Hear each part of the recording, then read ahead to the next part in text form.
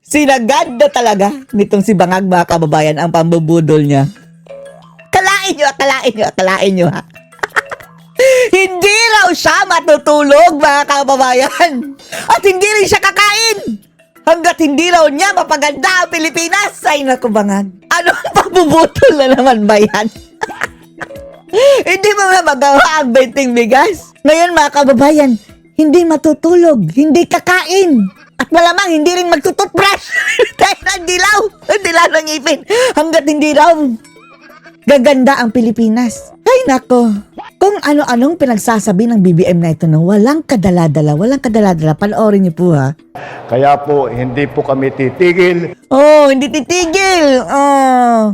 Look at your teeth, BBM. So yellow. Kaya po, hindi po kami magpapahinga. Oh, walang pahinga. Hihi lang ang pahinga. Ang mukha, oh. Hindi na kami natutulog. Oh, hindi natutulog. Gusto, Lord. Hi na hi, butterfly. Walang tulugan. Ang mukha. Hindi na natutulog. Hindi nakakain Oh, hindi nakakain. Dahil nagka-diverticulitis ka na. Sabaw na lang. Ang tawa niya, mga kababayan, oh. Ito mukha ni BBM, no, na tipikal na itsura na mambubudol, mga kababayan, no. Hindi matutulog, hindi kakain. Huwag ka na rin humingangag hanggat hindi gaganda ang Pilipinas. baka yan pa solusyon. Takpan mong ilong mo. Gaganda ang Pilipinas, ngag. O, nasa sa kanya na yan, mga kababayan, ha, kung sundin niya. Oh. Hindi po kami magpapahinga. Hindi na kami natutulog. Hindi nakakain hanggang po masabi natin na lahat ng ating kayang gawin ay ginawa natin at naramdaman ng tao at marami tayong natulungan at marami tayong nagawa pagandahin ang Pilipinas. Pagandahin ang Pilipinas. Tapos maya-maya, mga kababayan, magpa-party. Lamyerda na naman. Tapos napabalitaan natin, pupunta na naman ng Japan. Another travel, mga kababayan. Diyos ko, Lord. Dahil inimbitahan daw siya doon. Uy, Bangag, andito ang, mag-aaksaya ka na naman ng 2 eroplano. Baka totoo yung sabi ni Sarah, mga kababayan, na dinadala na sa ibang bansa yung pera. Diyos ko, Lord. Tingnan niyo mga itsura ng mga tao, mga kababayan. Oh. Umay na umay sa pinagsasabi ni Bangag, mga kababayan, hindi na daw siya kakain. Hindi na matutulog. Hanggat hindi, ginagawa ang lahat para mapaganda ang Pilipinas. Ungas. Mabuhay po kayong lahat. Maraming salamat po. Tingnan nyo, ang lulungkot, mga kababayan. Wala talagang naniwala na hindi matutulog si BBM at hindi kakain. At hindi na rin toothbrush. Ay, nako. O, dito na lang tayo, mga kababayan, sa matinong usapan. Ito pinagagawa din ni Bangag na naman, mga kababayan. Si Bangag at si Romualdez, parang nagbablackmailan na lang sa isa't isa, no? Parang nawawala yung accountability eh. Sinasabi tuturuan ni Congressman Martin Romualdez na meron siyang alam. Bakit hindi niya sabihin? Oo, dahil sila ang alam nila, mga kababayan eh. Sarili nila. Ang dapat nilang ituro. Parang nagbablackmailan sila eh. Ganun nga, siguro. Oo. Tingnan nyo, no? Tapos, pareho sila, mga kababayan, nagsasabi, dapat mapanagot ang mga kurap. Tapos, parang ini-insinuate nila, mga kababayan, na, kurap, sila ang kurap. Tapos yung isa naman, ituturo na naman sila ng Romualdez, yan ang kurap. Pareho silang kurap. So yung magpinsan, magpinsang mga Bangag. sa tingin ninyo, kasi nababalitaan niyo yan, meron ng lamat yung dalawang magpinsan. O di ba kaya kunwari lang, pwede rin. Mambubudol yan eh. Ayoko makialam doon sa relasyon nila. Ayun doon sa Alam mo, kaya ang sinasabi ko, ayoko Bahala sa buhay nila. mag-speculate. Ayoko mag-speculate. Yung gusto kong mga salita, may pinanggagalingan na basihan. Ayoko ng dahil lang sa ganyan ay meron na ako kagad na conclusion, di ba? So mas maganda na ika nga maunawaan ito sa perspektibo na fair at hindi dahil sa galit ka sa isang tao lahat ng Nagsisisi. hindi lang nagsisisi kundi magiging bias ka na sa mga sa paghusga mo sa kanya. Kaya Mm. para Wala naman talagang ginawang maganda yan sa bangag, mga kababayan. Puro paepal. kay Presidente, sinasabi ko, Mr. President, 2023, 24, 25, bakit ka pumayag na salaulain? Mm. Dapat sagutin mo ito sa bayan. Hindi na lang siya pumayag. Siya talaga ang nagsalaula. Mm. At yun ang tinanong ako, kung may it's a question. Tinanong ako kung sa tingin ko may kinalaman ng Pangulo. Sabi ko, it's a question of competence, complicity or competency. Kaya ako natanong yun kasi posible na merong ghost projects, flood control scandal. Hindi posible, talaga meron. Talagang meron. Posibleng magkasama yung dalawang magpinsan or Ah. yun na nga, magkahiwalay. Ay, Ano na yun eh? magkasama. Ano na yun eh? Determination of facts na yun eh. So, dapat talaga ang pinakamalaking responsibility Papuntahin dito si Zaldico. Diyan ang una, mga kababayan. First ng step. Pangulo o imbestigahan niya ng fair. Kaya nga dapat may independent commission. Nonsense. Yung independent commission, mga kababayan, wala na. Burgor na. The end. Oh. Diba? May independent commission The na end. mag-iimbestiga nung detalye. Walang nakulong. Walang nakulong sa ICI, no? Nakabangag. Paano nagastos? Na wala namang nangyari. Dahil sabi ko nga, mas mahalaga na malaman kung paano ginawa ito kaysa kung sino yung gumawa. Kasi pag hindi natin nalaman kung paano ginagawa ito, maulit at maulit ito. Pero kung sino dapat ang managot? Si Dapat may makulong, no? Dahil mauulit na naman ito, mga kababayan, ng another Marcos in the future. Yung kaapu-apuan siguro nila bangag, mga kababayan. Dahil eto di ba? Kung mayroon pang nanagot, mga kababayan, nung panahon ni Marcos Sr., hindi na makakabalik yan, sina Junior. Pati si BBM siguro dapat makulong yan, sina Aimee, mga kababayan, dahil nakinabang sila sa nakaw na yaman Yung kanyang mga pinsan nga, sina Romualdez, kulong dapat yan. Kaya ngayon, hindi na dapat palampasin ito. Sina Sandro, sina Marco, sina Romualdez, Lisa, kulong lahat yan. former Speaker Martin Romualdez o si Marcos Jr. tungkol sa nakawan na to? Depende nga yun sa magiging resulta ng investigasyon. Ang problema nga, natigil yung investigasyon. So, pero siyempre, ang may pinakamalaking responsibilidad yung Pangulo. Siya yung nagpapatakbo ng bansa Responsibilidad niya na malaman ang katotohanan, responsibilidad niya na panagutin yung mga dapat managot, responsibilidad niya na hindi na maulit ito. At mangyayari lang yan kung mauunawaan natin yung katotohanan sa nangyari dito sa pinakamalaking nakawan na ito. Na hanggang Pinakamalaking ngayon, nakawan. sa halip na malaman ang katotohanan ay nililito ang sambayanan. So, Tapos, nililihis ang usapan, pinupunta sa impeachment. Yan talaga kasi alam nila, mga kababayan, basta Duterte, grabe, newsmaker talaga, mga kababayan. Ina-exploit nila yan, mga kababayan, yung pagka-famous ng mga Duterte sa news. Dahil maraming taga-supporter, ang mga supporter ang umaalma kung bibirahin si Duterte, o doon dyan na muna ang birahin ninyo tungkol sa impeachment. Kalimutan nyo muna itong aming nakawan dahil hindi pa kami tapos hindi kami tapos sa pagnanakaw namin. Dapat Kung yung timing nung pagsasalita ni former speaker, una dahil doon sa napapabalitang ibabalik na si Zaldico dito. Pangalawa ay dahil doon sa demanda sa kanya. hindi ako naniniwala na dahil dun sa pagbabalik ni Zaldico. Naniniwala ako dahil dun sa pronouncement ni Ombudsman Remulla na sasampahan sila ng kaso So, na plunder. Anong ibig sabihin? Pag plunder ang conspiracy to commit plunder it's a non-bailable offense. Tapos mayroong anggulo na baka ang ipafile daw, mga kababayan, defective. Tapos madaling mga kababayan, madaling lusutan. Kung aantayin pa nila na pag 2028 darating si Sara, wala, disgrasya na sila. Sigurado ng conviction.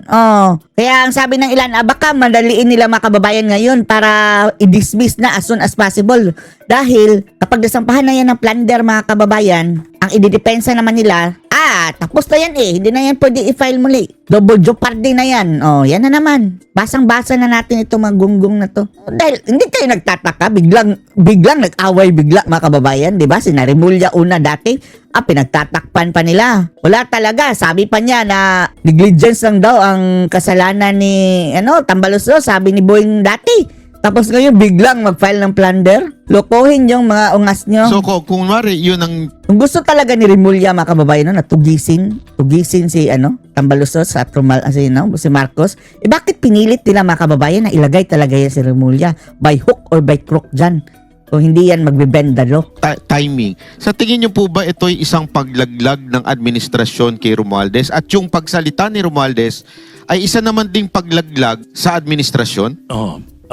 Alam mo, ano to parang yung mga tao, yung mamamayang Pilipino, talaga naghahanap ng katarungan dito sa nangyaring pinakamalaking nakawan na ito, na talaga naman Pinakamalaking nagpahirap sa nakawan, bayan, oo. pabagsak ng ating ekonomiya. Talaga naman, napahirap sa bayan. So hanggat hindi nakakakita ng malaking isda ang mga mamayan ay hindi Tapos, eto, pahuli-huli daw kunwari ng isda, mga kababayan, and then later on, dismissed. Para lang mapasify.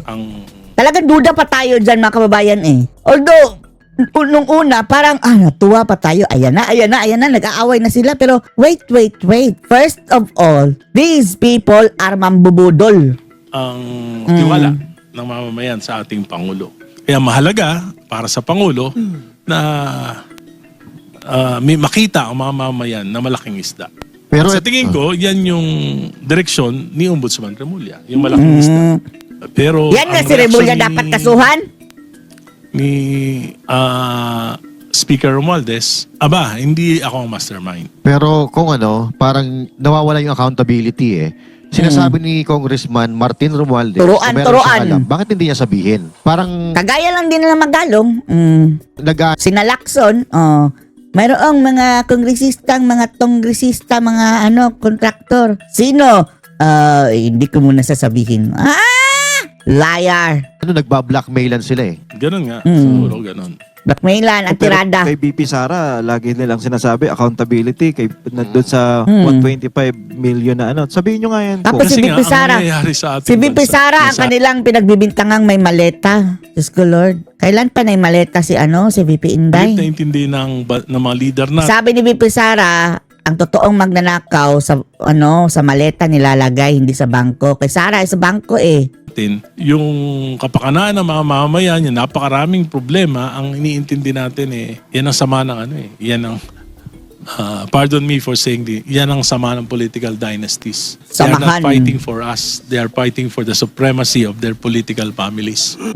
Pero hindi lang yan political dynasty. Ang problema talaga dyan yung yung pinipili nating leader.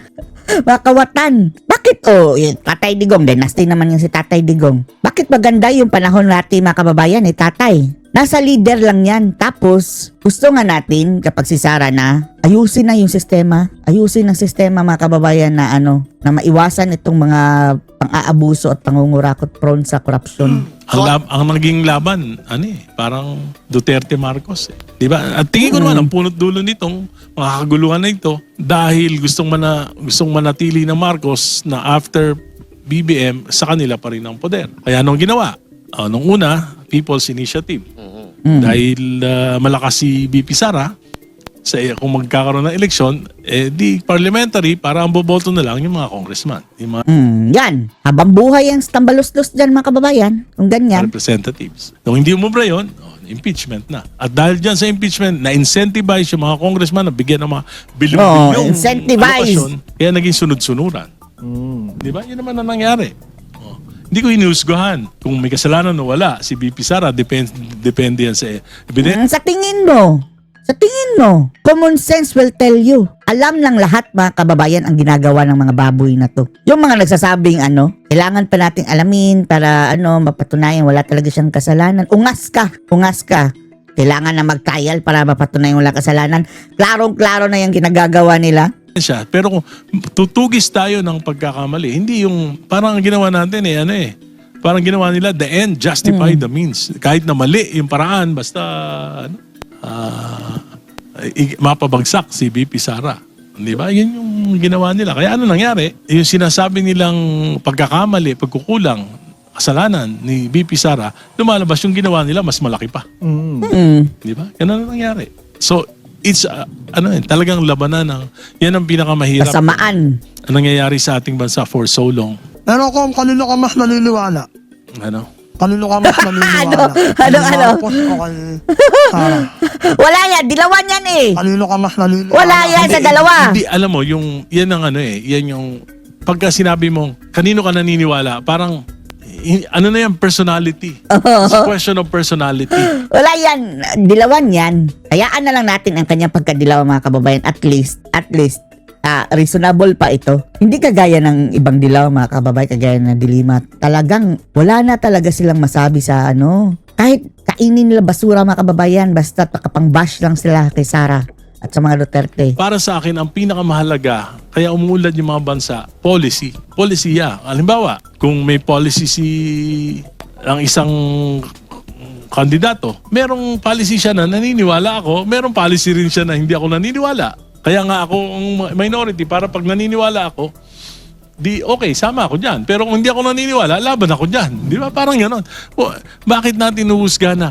Kanino ka naniniwala? Depende yun sa ginagawa eh. Sa particular na ginagawa ng isang tao. Nagalit tuloy, Sir Jack. Noong panahon ni President Duterte, binatikos ko dahil dun sa war on drugs. Hindi ako naniniwala. Binatikos ko. Pero walang personal. Walang personal sa akin. It's a policy decision. It's a policy decision. At ako, pag nagbatikos ako sa isang polisiya, meron akong alternative. Gaya nung nakaraan, nung pinatikos ko si Presidente Duterte sa war on drugs, sabi ko, bakit wala pang Kami, gusto namin yung war on drugs si Tatay Digong. Bahala kayo kung ayaw nyo. nangyaring matagumpay na war on drugs na gumamit ng violence sa buong mundo? Ang ginawa nila? Dun sa, for example, sa Portugal, napakaraming addict. Anong ginawa nila? Inopen nila. Yung mga kumpanya, pagka tatanggap ka ng nagre-rehabilitate na addict, kalahati ng sweldo, sagot ng gobyerno. Wag ka nang saan-saan na pupunta yung mo. So, nabawasan ng malaki. Yung, after ilang years, nabawasan ng malaki yung drug addict population sa Portugal. So, meron akong alternatibo na ipinapahayag. Hindi ko kinikriticize na masama ka kang tao. Sinasabi ko, tingin ko, mali yung polisiya mo. Ito yung tingin ko yung tama. Anong solusyon mo sa droga? Diba? So, gano'n naman dapat ang mangyari sa atin. Dapat, di ba dapat tayo mag-usap na intelligently? Hindi yung pagbastusan. DDS, yung mga DDS, bobo, yung mga dilawan. Yan ang, sinong nagsasabi niyan mga kababayan lagi, di ba? Mga dilaw? Mo santo, di ba? Hindi naman dapat ganun eh. Kasi ito, alam naman ng lahat at kahit po ordinaryong Pilipino, ramdam ito. Kasi sinabi nyo na yun tungkol sa war on drugs. Alam natin na nung nakaraang administrasyon, mas naging ligtas ang bawat Pilipino. Yan ay fact. Hindi po yan pwedeng pagkaila dahil Pilipino magsasabi sa ating lahat na noong time na yun, maaari ka makalabas ng ligtas. Tama. So, hindi po ba ibig sabihin nun, effective ang ginawa ni Pangulong Duterte? Hindi. Ang sinasabi ko, effective yon pero meron ding collateral damage. Di ba? At hindi mo naman... Ngayon, anong damage ngayon? Ay, huwag na lang natin yan, Doon na lang tayo sa topic na magkasundo tayo dahil... okay na yan si At least, hindi kagaya ng dilaw na iba mga kababayan. Baka bumalik pa yan sa pagka-rabid na pagka-dilaw. Kung aawayin natin, ibahin na lang ang topic. Hindi mo naman sabihin, effective yan. Di bali nang may mamatay na yung inosente. Ang kaso, hindi naman yung inosente. Ang mga namatay. Di ba? So, ngayon, bakit mas effective yung kay Pangulong Duterte kaysa ngayon? Ngayon, wala naman policy. Ano bang ginagawa tungkol sa so, wala naman eh. Pinuli na kahubad. Di ba? Kaya nga, ibig sabihin, paano mo ikukumpara yung wala sa meron? Dati meron policy. Sa tingin ko, mali yun dahil may mga tinatamaan na inosente. Ngayon, walang tinatamaang inosente, pero... Dahil walang policy, walang ginagawa, inahayaan ang mga adik, mga kababayan. Higpit. Pwede naman maghigpit na walang patayan. Sa aking tingin, pwede maghigpit na walang patayan, pero nakatuon din sa pagbibigay ng pagkakataon dun sa mga pinakamahihirap na magkaroon ng mas maayos na buhay para hindi maging drug dependent. Pero napag-usapan na rin kung yung drug. Kayo naniniwala ba kayong addict si Marcos Jr.? Kasi po, sundan ko na po ito Kasi po ngayon may lumabas na balita na nire-require ng Supreme Court na sumagot si Bongbong Marcos tungkol sa kanyang health. Ibinigyan po siya ng 10 taon. Ay, 10 araw, sorry. 10 araw para sumagot. Wag naman sa May 10 taon, baka hindi na umabot yan. Banat ba Hindi nga natin alam kung aabot ng 2028 yan. Hindi. Oo, talaga. Di hayaan natin na sumagot si Pangulong Marcos. Kasi ako naman, wala naman akong talagang direct knowledge kung ano yung kalagayan ng kanyang kalusugan. Wala akong direct knowledge kung may maraming chismis, pero mahalaga talaga na mag-disclose ng presidente yung state of health niya dahil nakasalalay sa pamumuno niya, maayos na pamumuno niya, kung meron siyang maayos na kalusugan at kaisipan. Pero ayoko mag-conclude. Kung ito mabalikan natin, yung sinabi nyo na pamumulitika na itong mga patungkol kay VP Sara sa impeachment, no? Anong masasabi nyo dun sa mga congressman or mga partido or yung mga followers na kulay na maingay pagdating doon sa confidential funds ni VP Sara samantalang tahimik doon sa mga confidential funds ni Bongbong Marcos na napakalaki ng mga sekretary, etc. etc. Well, kaya nga, ang nangyayari talaga, kampihan. Kampihan talaga. At alam naman natin na incentivize sila nung 19th Congress, bilyon-bilyon yung mga alokasyon. At siguro ang katwiran nila, kung marami akong madala sa aking distrito, mananalo pa rin ako. And it's to the best interest of myself and my district na dito ako dahil madami akong madadalang biyaya. Hindi ko katulad na wala akong madadalang biyaya. Pero papaliwanag ko naman sa mga kababayan ko na kailangan ko ipaglaban to dahil nakataya dito, hindi yung pang isang araw, 2 araw, pang isang linggo, o pang isang buwan yung biyaya.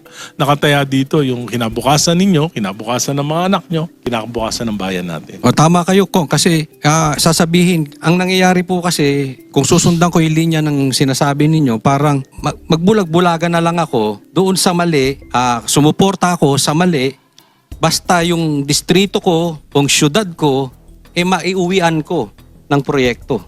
Para sa akin, ang mahalaga sa akin, tama yung ginagawa ko. At kung kapalit nito, yung posisyon ko, okay lang. Basta tama yung ginawa ko. 65 na ako. Hindi naman siguro ako abot ng 100 years old. pero Kong, balikan natin yung kasi related din sa sinabi ni Coach Oli, yung kay Romualdez. Ang basa nung iba, para bang ayaw niyang sabihin lahat o i-tell all lahat, parang ang dating, iniligtas lang niya yung sarili niya for parang... Hindi, it's a threat. Don't touch me. So, still, it's not really for the country, but for himself. Yes, of course. It's for himself. Oo, parang sinasabi niya, alam niyang may mga kabulastugan nangyayari, ilalabas ko to. Para pag It's a threat. kinantino ko, ganun na. So kayo po, bilang To congressman, protect himself. Kong Erice, kayo bilang congressman, pwede nyo bang i-compel or sabihan itong si... Matagal ko na Martin sinabi. Romualdez? Matagal ko na sinabi yan. Ang sinabi ko, may pangunahing responsibilidad ay ang Pangulo na maimbestigahan ito sa pamamagitan ng isang independent commission. Kaya nga ako nag-file ng panukalang batas na mag-create ng independent commission na may mga miyembro na ganito, na qualifications at popondohan ng ganito. At may panahon na ganito para imbestigahan at tapusin lahat. So kung yung banta ni Romualdez, sa tingin nyo po, para kanino yun? Sa tingin mo, para kanina. Your guess is as good as mine. Pero Kong, no? Maliwanag naman yun. Maliwanag naman. Hindi naman kailangan... Kumbaga sa yung sugat, hindi mo na kailangan anin. Ako na lang magdidiin. Pero dito, Kong, sa sinabi ni Kong Romualdez na wala siyang naging papel sa corruption or sa small committee, ang tinuro niya si Escudero at saka si Zaldico bilang instrumental sa budget decisions. Ano masasabi niyo tungkol dito? And Sinagot ko na yan kanina. Hindi ako naniniwala na ang sinabi ko, ang national budget, ang pinaka-importanting batas na ipapasa ng Kongreso. Taon-taon, yan ang pinaka-importante. At ang bawat congressman, kaya nga ako, binubusisi ko, ang may pinakamalaking speaker, ang pinakamalaking responsibilidad sa Kongreso is speaker. He's the leader of the House of Representatives. So dapat alam niya. Mahirap ipaliwanag na hindi niya alam. pero hindi nyo rin nililigtas yung mga binanggit niyang pangalan. Si Senator Cheese is the Senate President. Nakapirma siya sa Bicameral Conference Committee report. Pero di ba Saldico is the chairman of the Committee on Appropriations. Nakapirma siya. Pero mapapasunod ba ni Senator Chis Escudero si Zaldico? O si Zaldico sumusunod siya kay Speaker? Hindi. Nagkasundo sila. Hindi, walang sumunod. Nagkasundo sila sa ganitong sistema. Ang mapupuntang ganito sa Kongreso, itong pondo na ito, yung pondo na ito mapupunta sa Senado. Pero saan kadalasan nagkakaroon ng problema? Sa bidding, monitoring, o talagang kurap lang talaga?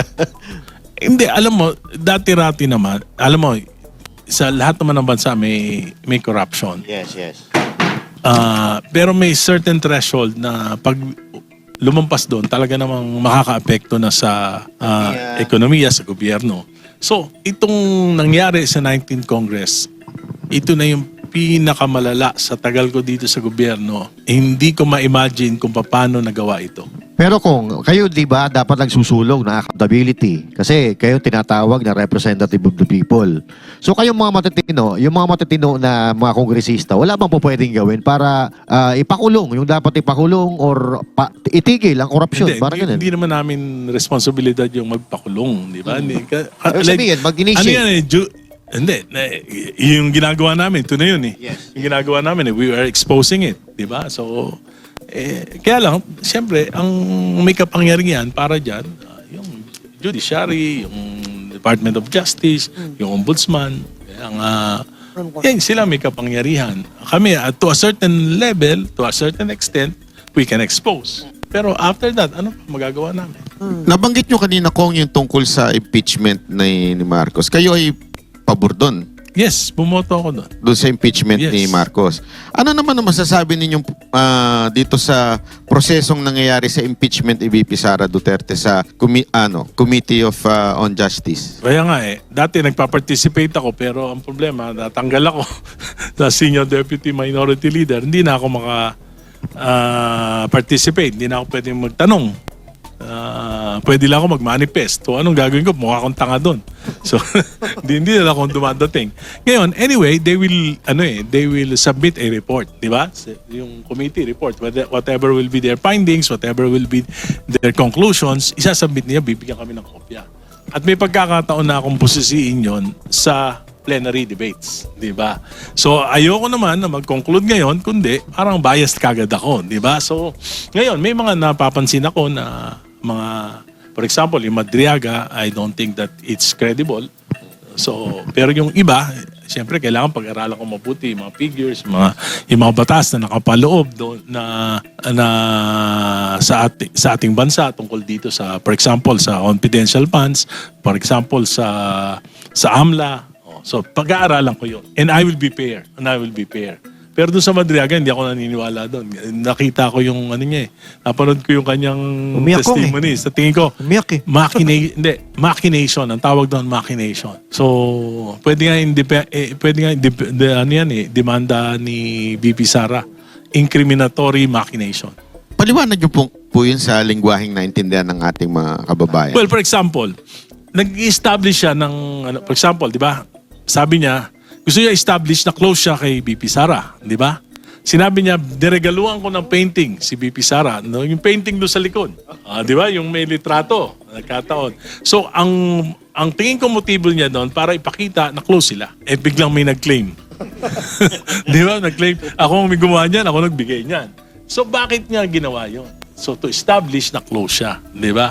Pangalawa, sabi niya, yung mga motorsiklo na nakarehistro, yung pinanggalingan yan, binigay ni Presidente Duterte. Nakarehistro sa pangalan niya. Paano niya mapapatunayan na yung pera na pinambili niya, ibinigay niya? Wala naman siyang, Pero sabi ko ni Ridon confirm sa LTO. Kaya nga ang tawag doon, tapos sabi, binigyan siya ng cheque. Pero hindi mo naman alam kung saan galing yung cheque. Hindi niya naman pala dineposit. Nagbukas siya nagbigay siya ng waiver. Kung may pera doon, hanggat hindi niya mapapatunayan na binigay sa kanya yun, wala yun. Di ba? Pera mo yan Paano mo sasabihin, binigyan ako?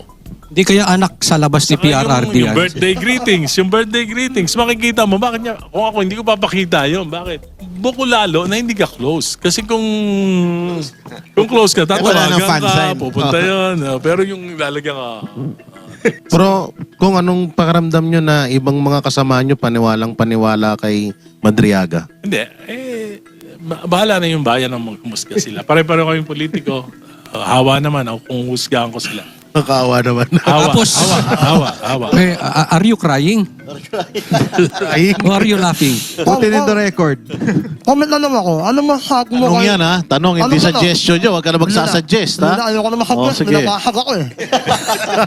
Kung Ekal, ano masasabi mo kay Boy Remulla na ayaw niyang payagang magpagamot si Tambaluslos sa Singapore? Marami mong veterinaryo kasi nga daw dito. Bakit pupunta pa ron?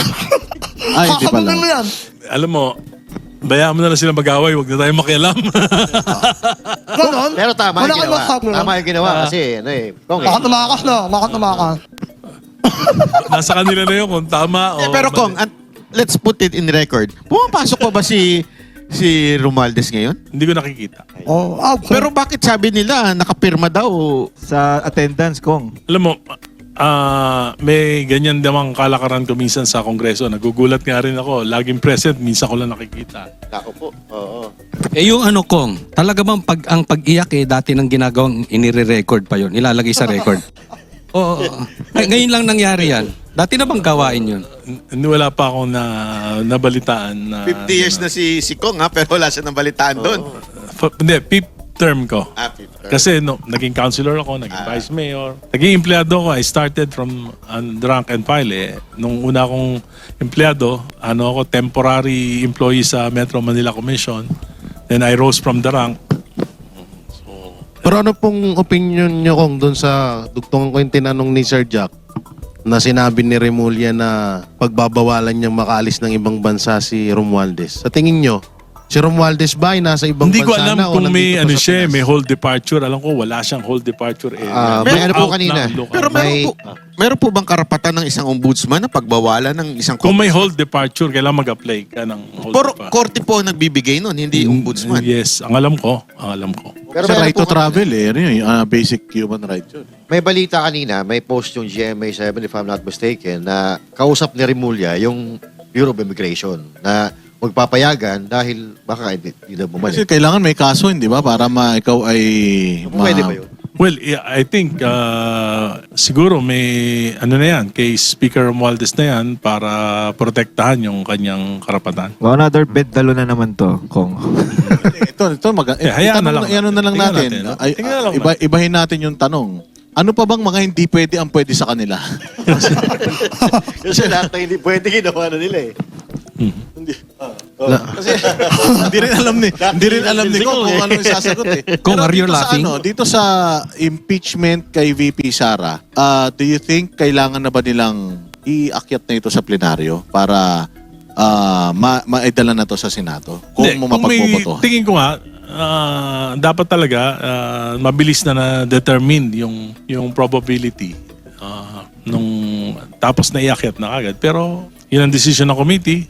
Hindi naman tayo pwedeng maging mas makapangyarihan pa sa kanila. So, kung may nakita tayong injustice, talagang, alam mo, lalabas din naman yung katotohanan. Alam nyo kung maraming maraming nagre-react ng mga Pilipino na sa kagitnaan ng krisis natin, bakit yan ang pinag-aaksayan ng panahon itong impeachment ni VP Sara Duterte? Halimbawa na lang, meron kayong bill na Yan ang ceiling.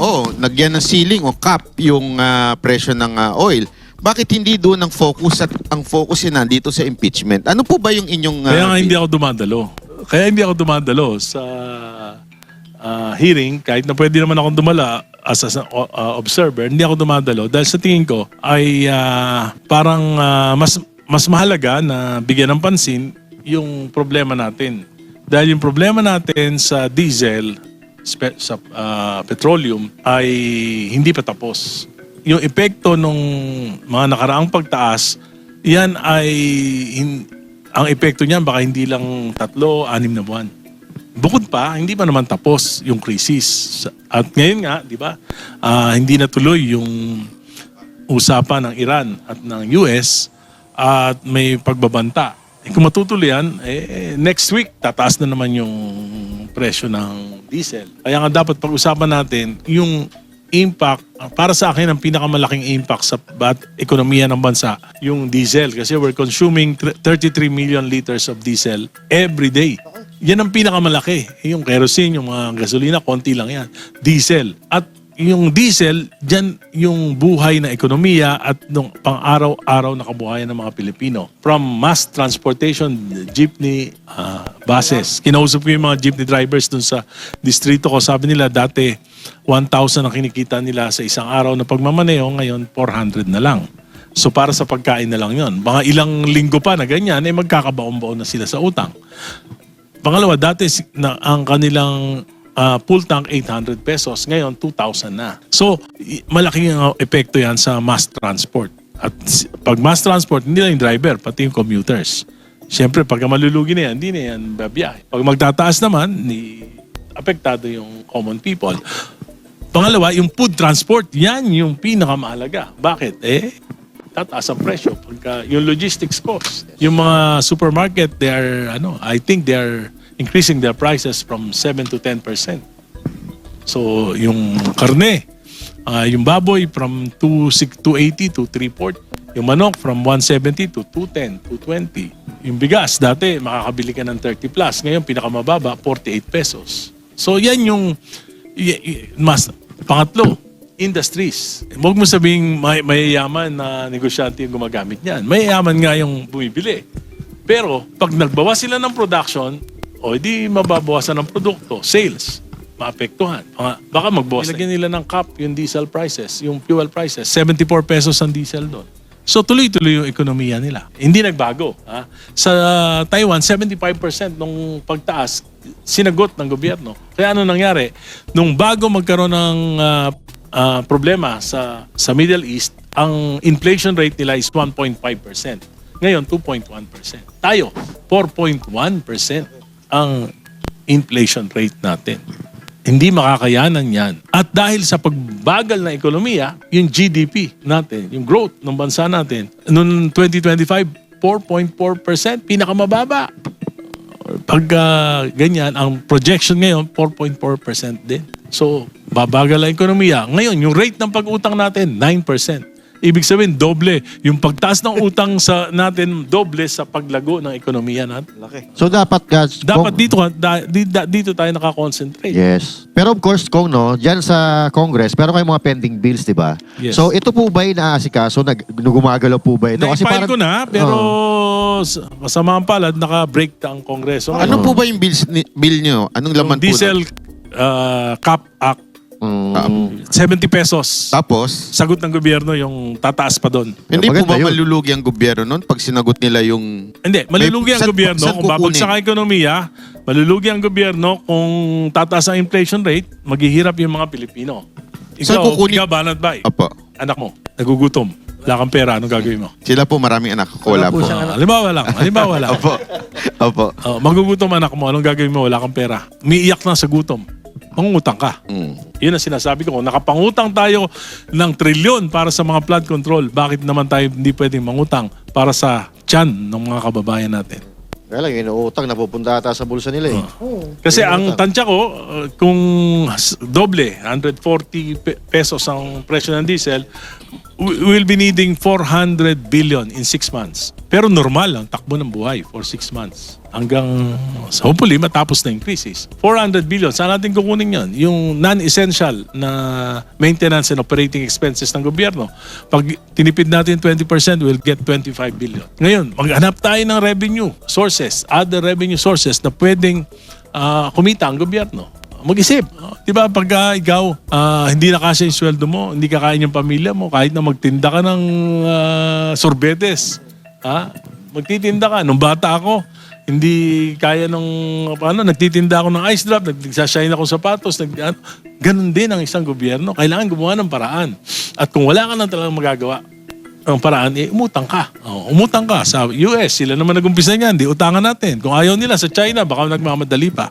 Eh, Basically, merong basically, sinasabi po ninyo kung Erice na ayon sa pag-aaral ninyo, kaya ng bayang Pilipinas. Kakayanin niya. Kakayanin. Kasi kaysa maapektuhan ng kasi pag bumabagsak ang ekonomiya, di lalong nababawasan ang kita.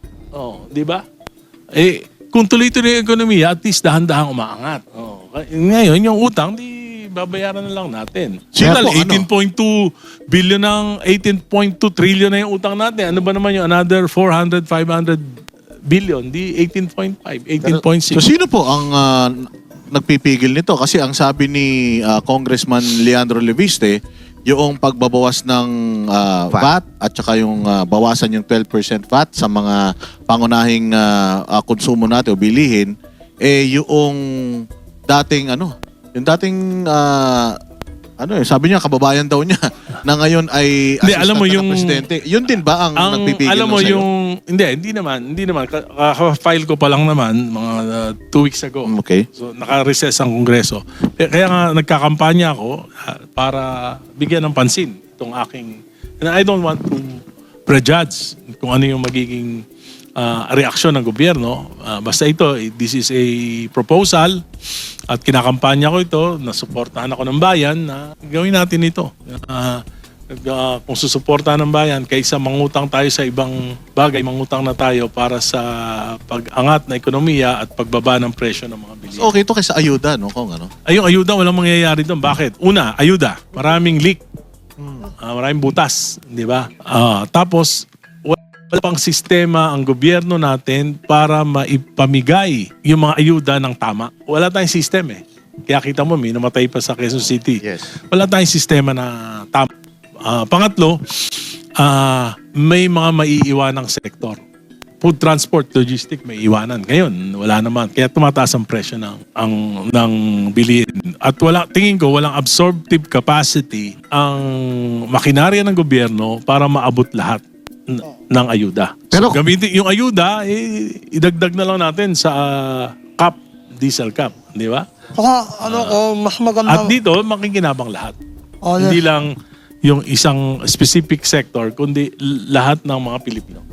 Do you think kung may magpapautang pa sa atin? Kasi itong anomalya sa flood control projects, kalat na po ito even sa buong May mundo magpapautang pa sa atin kasi nagkaroon tayo ng negative Fitch rating, nagkaroon tayo ng negative rating. So, medyo mas mataas siguro yung interest. Pero kung gagamitin ng gobyerno, yung may advantage tayo kasi sabi nga, di ba, yung US, mahalaga tayo sa kanila, dapat pautangin tayo.